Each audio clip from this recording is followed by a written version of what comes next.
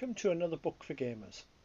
Now imagine your GM has just told you the keep you've been defending for months is surrounded by an army 25 times your size. No reinforcements, no escape, and the walls aren't half as strong as your enemies think they are. That's Legend by David Gemmell, the novel that put him on the map, and frankly reads like the final session of a long-running TTRPG campaign where everyone's already burned through all their luck points. Yeah.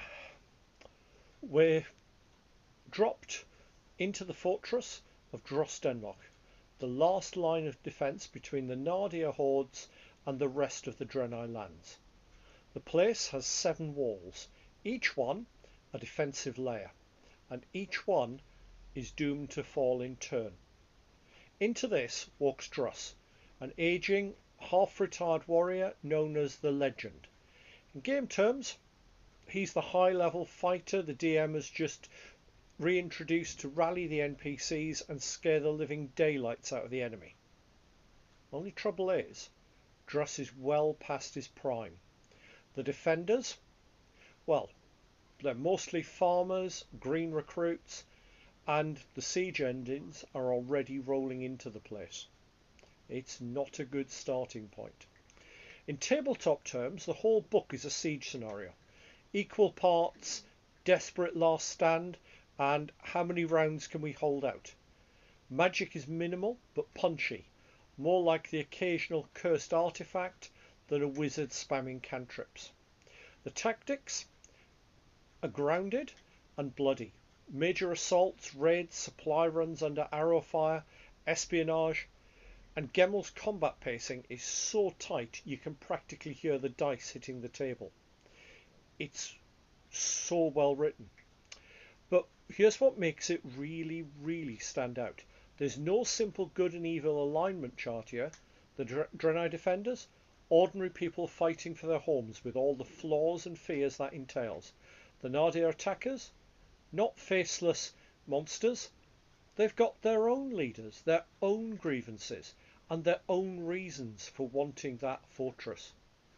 Both sides full of people who laugh, mourn and bleed like anyone at your table.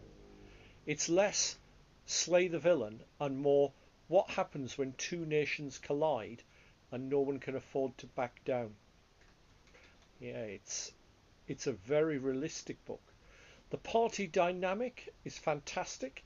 You've got grizzled fighters, noble leaders lacking in experience, mysterious wanderers, the idealistic young soldier, each with their own arcs that will play out over the siege. Every skirmish feels like a combat encounter. Every council scene like a tense roleplay session where one bad roll on persuasion could doom the entire fortress.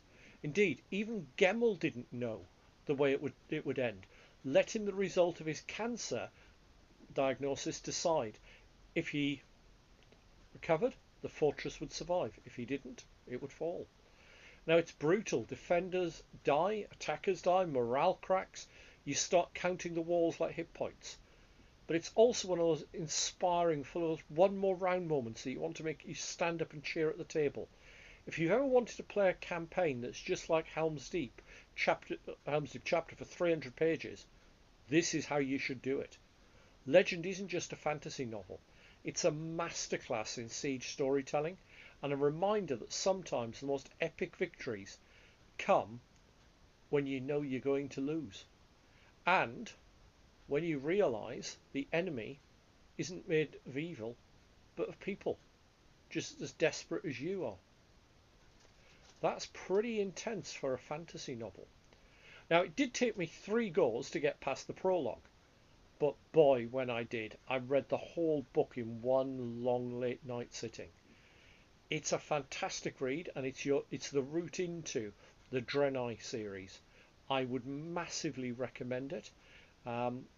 It has become one of my favourite fantasy novels. I was privileged to meet the late David Gemmell, and I absolutely thought he was a real gentleman, and it's a pleasure to recommend his books.